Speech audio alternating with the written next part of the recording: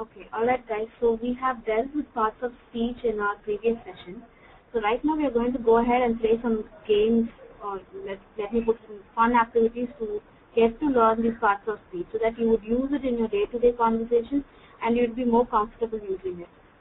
Okay, so the first activity that I have planned for parts of speech is going to be called as ABC Nouns. Okay, so this activity is going to be very simple. I'm sure all of you know the alphabet from A to Z. So what we are going to do is, for each alphabet, we are going to give out a noun. So that way, you will be more familiar with noun. You can learn more nouns, new nouns. Okay, so I'm going to go ahead. For example, I've given here for the first one, which would be from me. For example, A, I'm going to give a noun that's an apple. For B, it's going to be Barbie. So next, going ahead, for C, it should be something else that's going to represent a noun. So go ahead and please try to say some nouns which starts with C. Okay. So C for will be cat, D for dog, and E for again, I'm taking the name of the animal. So E for elephant, F for fan, G for giraffe, H for hen, I for India, J for Jack, L for lamp, N for Nita, and I have messed up M. So M for monkey, O for your ox, P for parrot, a peanut, and Q for. Okay, so this is how it's going to go. So this is a basic game that we have played for nouns. The same game you can try it out when you are in your leisure time. You can try to use the same game for verbs. You can try to use the same game for adjectives. So if for example, if in some place you don't get an adjective for the alphabet A, or you don't know what would be the adjective for B, what kind of adjective would start with B, then you can refer notes, or you can refer elsewhere to find it out. And still, if you do not know, you can get back to me and we can discuss it on our next session. Okay? So this game you've got to practice it in your leisure time for every other parts of speech, like for verb, adjectives, so that you would you'd be more comfortable. You would have a wide knowledge on different adjectives and adverbs, nouns, everything, so that you can use it in your day-to-day conversation. Okay? Okay. So, now let's go ahead with the next activity that I've planned for this session, and that's going to be called Tell Me About It. Okay. This is again an activity that's going to give you a overview or give you a nice knowledge about adjectives. So here I'm going to tell you a noun for which you're going to give me adjective to that particular noun. So as you know, adjective is going to describe a noun. So I have given here a noun that is going to be star. So for star, I have given few adjectives like bright star, shining star. Where bright and shining, these both words are the adjectives for this particular noun. So now we are going to go ahead and let's play this game, where I have given the first word is Ram. It's the name of a person, so of course it's going to be a noun. So I'm going to go ahead and give you the first adjective for this. It's going to be brilliant Ram. So you can go ahead and tell me more adjectives for this. Intelligent Ram. Honest Ram.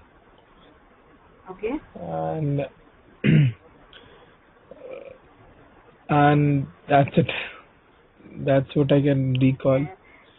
And for flower. Okay. Yes, please go ahead.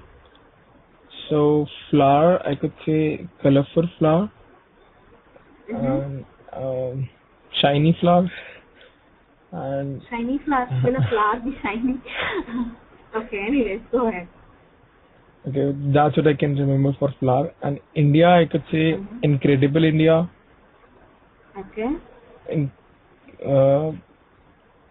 India, that's it for India. And go ahead with computer.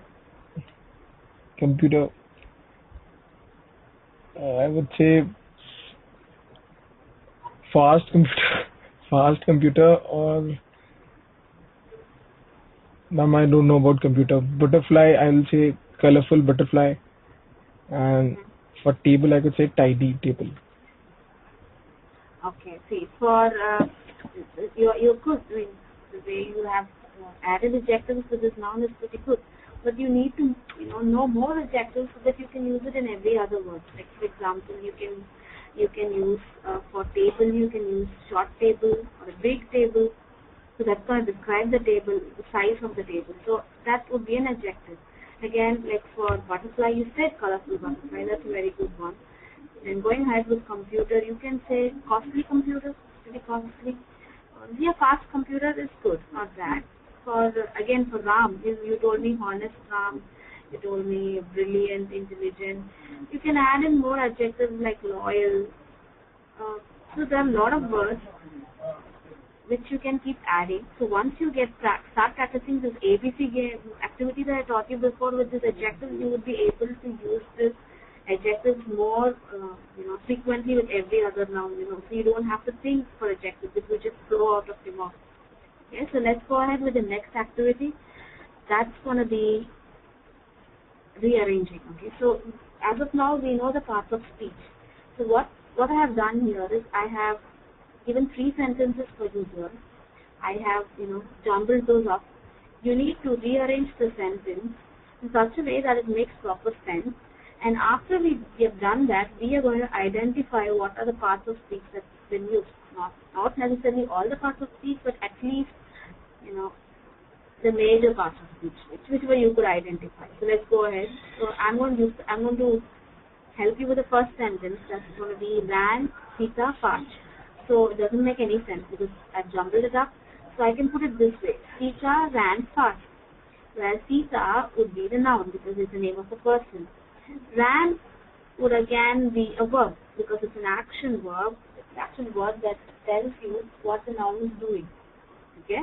So let's go ahead and you could decode the second one. So you can, rearrange those, and then we can go ahead to the third one. Okay. Okay. I would say the dog barked, and the dog Okay. will be your noun, and bark will be verb. Okay, that's absolutely right. The dog would be noun and bark would be the verb. Yes, please go ahead with the third one. Third one should be the note is under the table, Mm-hmm. and the note and table will be noun, and Mm-hmm. under would be verb, Mm-hmm. Is and under a verb. under The under the note is a separate noun. The table is going to be a separate noun. Both the nouns are joined using under. Okay, so this under would be a word that is joining two parts of the sentences, and this is denoting the relationship. I mean, where exactly is the note. So it's going to be called as a preposition, where this under would be the preposition. Able to understand what I'm telling you? yes, yes. Okay. Okay. So the table is a noun, the note is another noun.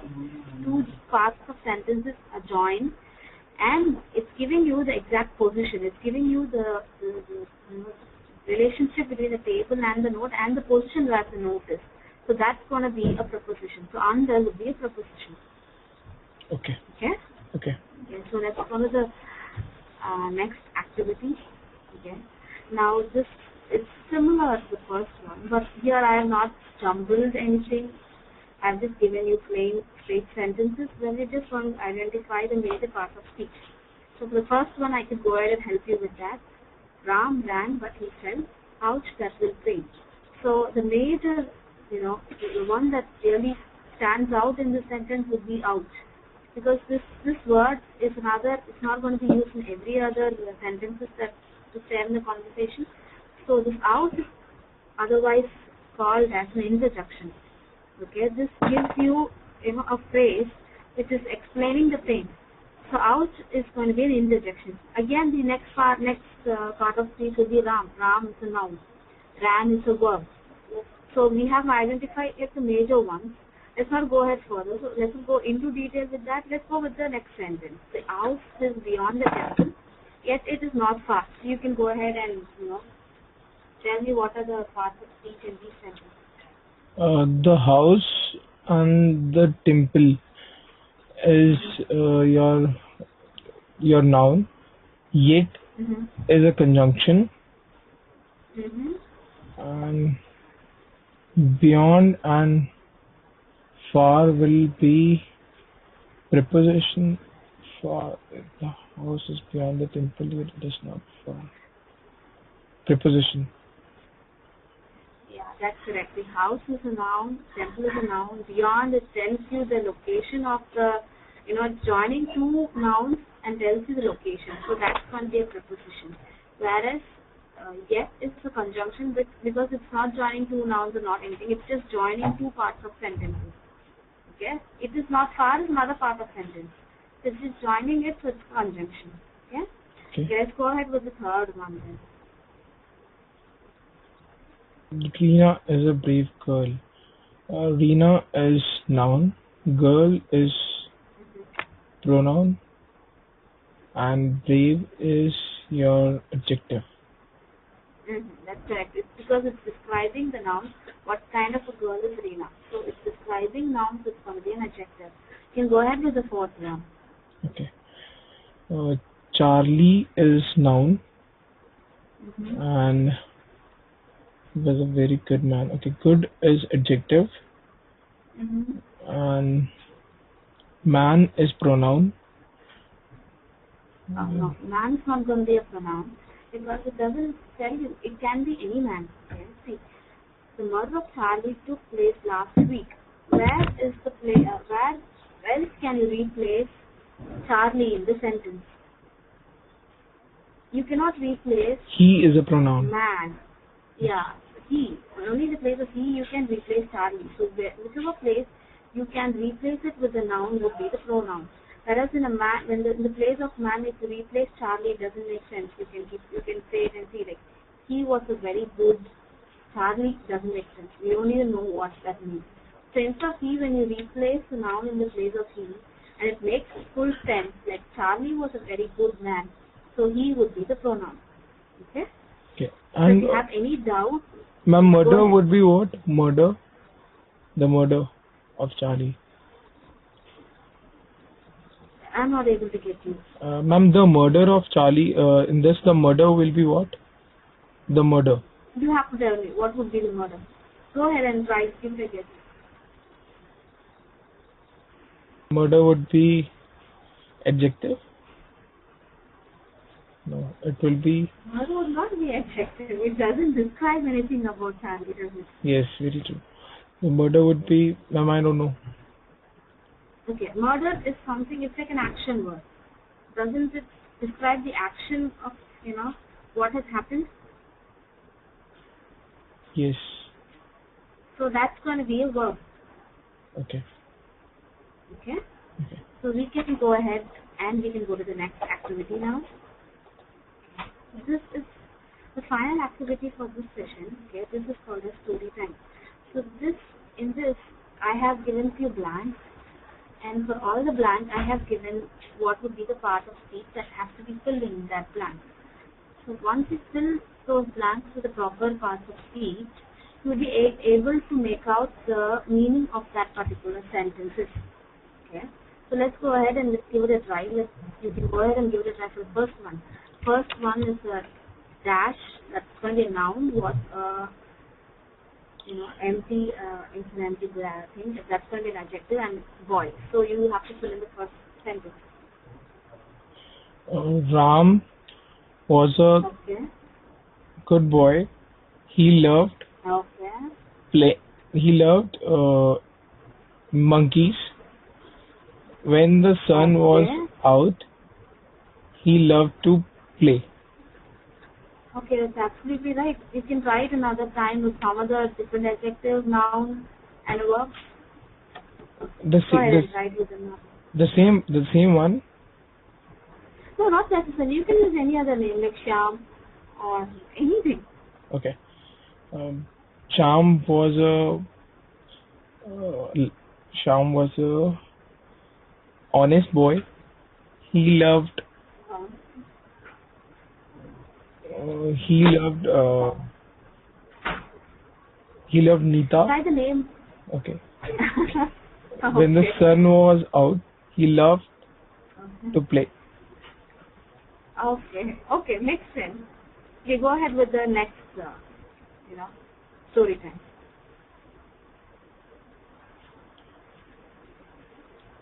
The bird. The bird ate Next.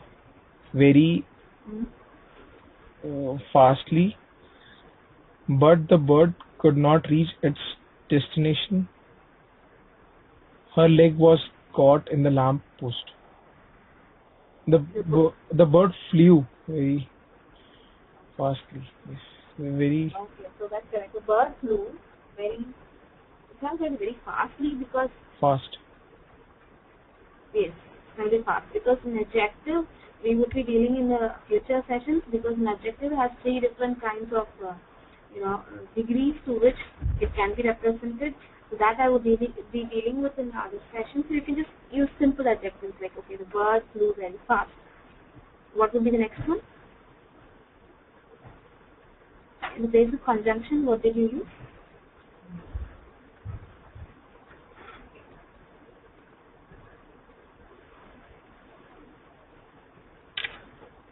But the bird could not reach its destination. Okay, that's correct. Go ahead with the next one. Her leg was caught in the lamp post. Mm-hmm. In the lamp post. How can it see? It's going to be a preposition. It should tell you what is the location of her leg and where is it caught. Under the lamp post. Yes, you can say under the lamppost, beneath the lamppost, around the lamppost. It's going to give you exact location. It's going to give you how the, where the leg of the bird was caught. That is going to be a preposition. Okay. Okay. So under the lamppost is correct. Beneath the lamppost is also correct. So you can try different adjectives, different verbs. So every time you're going to use different adjective or a different verb or a different preposition, the whole meaning of the story gets changed. Because in the first story, if you could see, it was Ram. He loved monkeys. The next one, it was totally different when you put a different noun. You put in a girl's name, and then the whole meaning of the sentence changed. Okay. Yes. Yes. Same thing is the second one, where you use different verbs, different adjectives, and every time you're going to change the adjective or change the verb, the story, the meaning of the story, you should be able to understand that these parts of speech are very important. And if you're going to use something in a wrong context, or if you're going to use it where it's not necessary, it would change the whole meaning of the sentence. It would give you what do I say? It would not give you the exact meaning that you wanted to talk. So if you go ahead and practice using these nouns, adverbs, pronouns, these parts of speech in your everyday language, in your communication, you would be able to communicate what you wanted properly to the other person. Okay.